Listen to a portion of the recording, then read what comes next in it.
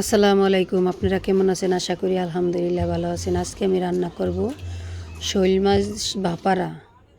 শৈল মাছ ভাপারার জন্য আমি সরিষাটা সুন্দর করে বেটে নিয়েছি, অনেক নিফিস করেছি যাতে দানা দানাটা না থাকে। কারণ সরিষা দিয়ে যদি ভাপারা করা হয় শৈল মাছ অনেক সুন্দর করে বাটাটা লাগে, তার জন্য আমি সুন্দর করে সরিষাটা বেটে রেখেছি। এখন আমি উঠিয়ে মাছগুলি কেটে নেব।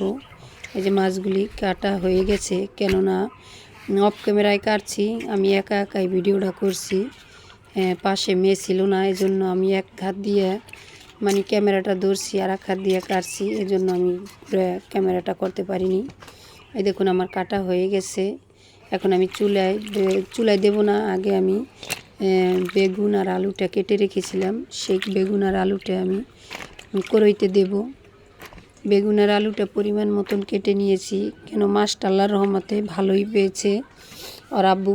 মাছটা প্রায় 1 কেজি ওজনের হবে শৈল মাছটা, এই জন্য আমি দেখুন মাছটা আমি দিয়ে দিতেছি। এখন মাছটার মাথাটা আনাম রেখেছি ছোটো মেয়ের জন্য, ছোটো মেয়ে মাছটার মাথাটা আনাম খাবে, এই জন্য আমি ইয়ের মাছটাও আমি বের করি নাই, পুরো আনাম রেখেছি মাছটা মাথাটা।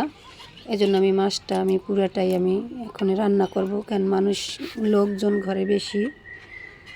এই দেখুন মাছটার পিসটাও আমি একটু ভালোই বড় বড় করেছি।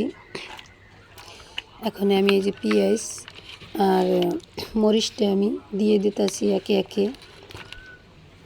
এক হাত দিয়ে ক্যামেরাটা ধরা, যদি ভুল টুল হয়ে থাকে মাফ করবেন।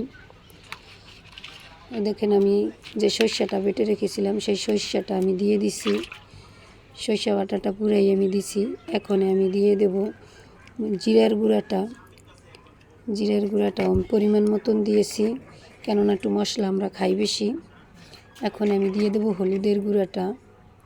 হলুদের গুঁড়াটাও আমি পরিমাণ মতন দিয়ে দেব। এখন দিয়ে দেব আমি মরিচের গুঁড়াটা। মরিচের গুঁড়াটা পরিমাণ মতন দেব, কেননা আমি কাঁচা মরিচ এটার সাথে মিক্স করছি, এজন্য পরিমাণ মতনই দেব, বেশি দেওয়া যাবে না। এই দেখুন আমার হয়ে গেছে। এখন দেব আমি সরষের তেল, খাঁটি সরষের তেলটা আমি এটার লগে দেব। আমি সাদা তেল ব্যবহার করব না, কেননা আমরা ভাপারা যদি খাই তাহলে আমরা সরষের তেলটাই ব্যবহার করি। দিয়ে দিলাম স্বাদ মতন লবণটা। স্বাদ মতন লবণটা দেওয়া হয়ে গেছে। এখন আমি এক জায়গায় গেছিলাম ঢাইকে থুইয়া, এখন উঠে আমি আর মশলাগুলি দেব। এখন দিয়ে দেবো রসুন বাটাটা। রসুন বাটাটা একটু দেবো, রসুন বাটাটা দেওয়া হয়ে গেছে। এখন দেবো আমি পেঁয়াজ বাটাটা। পেঁয়াজ বাটাটা আর দেবো না, কেন কাটা পেঁয়াজ আমি দিয়েছি। এখন দেবো আমি আদা বাটাটা, অল্প পরিমাণ, বেশি দেবো না। আদা বাটাটা হয়ে গেছে। এখন আমি একটু সুন্দর করে মাখিয়ে নেব। মাখিয়ে ইটার সাথে মিলিয়ে নেওয়া হয়ে গেছে। এখন আমি পরিমাণ মতন পানিটা দিয়ে দেব, ঝোলের পানি।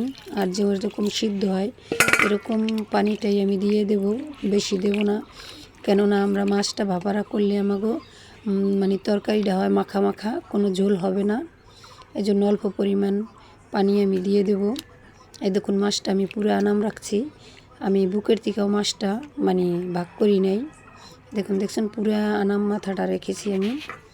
আমার হয়ে গেছে। এখন আমি কড়াইতে দেওয়া হয়ে গেছে, এখন চুলায় দিয়ে নিলাম আমি মাছ তরকারিটা ভাপাটা চুলায় দেওয়া হয়ে গেছে।